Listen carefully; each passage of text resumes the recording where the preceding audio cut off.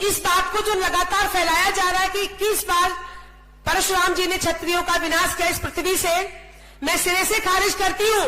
अगर परशुराम का या चाणक्य जैसा कोई कैरेक्टर है और मेश्राम साहब ने यहाँ पे इस बात को अनाउंस भी किया है कि उसको वो करोड़ों की 1 करोड़ रुपए इनाम देंगे, तो तथ्य के साथ अभिलेख के साथ में यहाँ पे साक्ष्य प्रस्तुत करें ना। लगातार क्षत्रियों के इतिहास पर प्रहार करना, मैं आरएसएस को चेतावनी देना चाहती हूँ। नागपुर में शहीद सुखदेव गोदोमणि जी के इस मैदान से, इस प्रांगण से इतिहास छेड़ना खत्म कर दो। सबको आपस में बांटकर इन्होंने संविधान पर, बाबा साहब के लिखे हुए संविधान पर जिस तरह से कब्जा जमा लिया है कि इकलौती पार्टी ने, हम सबको इसका विरोध करना है और सामने आके हमें एकता का परिचय देके आरएसएस को मुंह तोड़ जवाब देना है। माननीय भागवत जी, 1-1 करोड़ रुपए मिलेगा। रुपए के लिए तो आप कभी पुलवामा, कभी गोधरा, कभी कुछ भी करवाते रहते हैं एक राजनीतिक पार्टी बनवा के। मैं अपना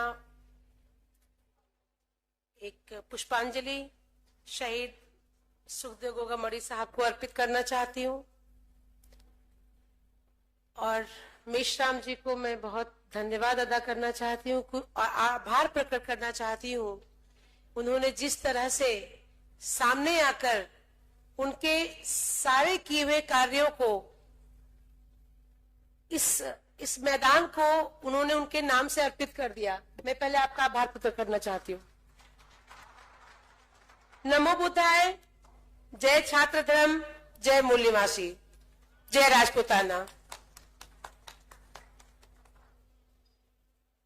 इस अवसर पर मैं शायद बहुत कम बोल पाऊंगी क्योंकि आज जो यहाँ पे आने के बाद एक एकता का परिचय जो हमें मिल रहा है और कई सारी कौम, कई सारे संगठन, भारत मुक्ति मोर्चा, मूल निवासी और बहुत सारे संगठन एकत्रित होके और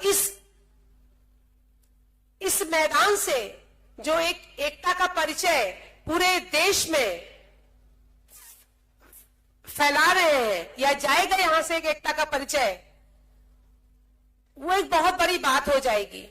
मेरे को विषय मिला है परशुराम जी के लिए बोलने के लिए, तो मैं इतना ही बोलूंगी कि जो इंसान, जो मानव एक गुस्से में आकर किसी का वध कर दे, पूरे कौम की पूरी नस्ल खत्म कर दे, वो एक कहानी होता है या एक सचमुच में कैरेक्टर होता है या एक आतंकवादी होता है या एक खलनायक होता है? आपसे क्वेश्चन है, आपका मंथन है।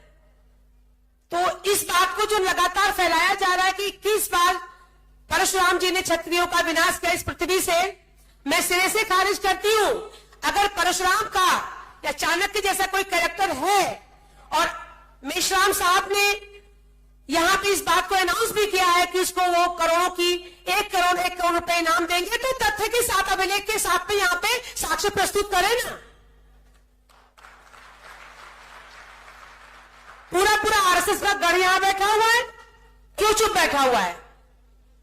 लगातार क्षत्रियों के इतिहास पर प्रहार करना, मैं आरएसएस को चेतावनी देना चाहती हूं। नागपुर में शहीद सुखदेव गोदोमणि जी के इस मैदान से, इस प्रांगण से इतिहास छेड़ना खत्म कर दो। हम सबको आपस में बांटकर इन्होंने संविधान पर, बाबा साहब के लिखे हुए संविधान पर जिस तरह से कब्जा जमा लिया है कि इकलौती पार्टी ने, हम सबको इसका विरोध करना है और सामने आके हमें एकता का परिचय देके आरएसएस को मुंह तोड़ जवाब देना है। माननीय भागवत जी, 1-1 करोड़ रुपए मिलेगा। रुपए के लिए तो आप कभी पुलवामा, कभी गोधरा, कभी कुछ भी करवाते रहते हैं एक राजनीतिक पार्टी बनवा के। अगर आप ये साक्ष्य प्रस्तुत कर देंगे, इस मंच के माध्यम से कहती हूं, इस मंच के माध्यम से मूल निवास के अध्यक्ष वामसेव के अध्यक्ष मेश्राम साहब 1-1 करोड़ रुपए इनाम देंगे। तो इसी के साथ में थोड़ा सा निशब्द हो रही हूं क्योंकि अभी सुखदेव दादा की बहुत याद आ रही है और वो होते तो आज कुछ अलग ही सभा होता। मैं बहुत आभार फिर से प्रकट करती हूं कि आप सब लोग यहां आए और आप सब लोगों ने 4-5 दिन के इस सम्मेलन को, इस मंथन शिविर को सफल बनाया। ऐसे ही एकता का परिचय देते रहेंगे तभी देशद्रोही संस्थाएं खत्म कर पाएंगी या उनका कोई निवारण हो पाएगा। क्योंकि ये राजनीतिक पार्टियां देश की सेवा करने के लिए नहीं है। बीजेपी जैसी, आरएसएस के जैसे सामाजिक संगठन ये समाज में विवाद प्रस्तुत करके ये अपवाद बन जाते हैं और सब जगह शांति कायम करके सिर्फ वोट बैंक की राजनीति करते हैं। समाज की सरसता, समाज की समरसता, समाज का जो एक अभिन्न अंग है, हमारे जो मूल निवास है, जो हमारे बहुजन भाई हैं, इनको हिंदू के नाम पर अलग अलग करे। हिंदू जैसी कोई व्यवस्था है ही नहीं।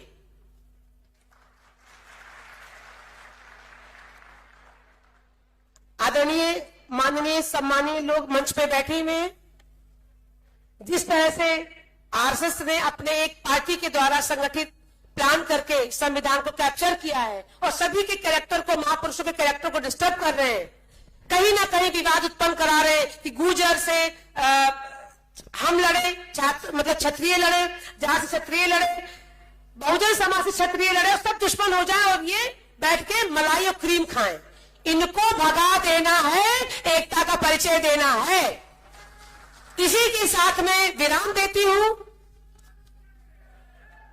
जय छात्र धर्म, जय मूल निवास। हमारे बहुजन समाज के सभी भाई बहनों को बहुत बहुत धन्यवाद कि आपने हमें अपना एक अभिन्न अंग मांगा और सदा हम आपके साथ खड़े दिखाई पड़ेंगे, साथ दिखाई पड़ेंगे। धन्यवाद।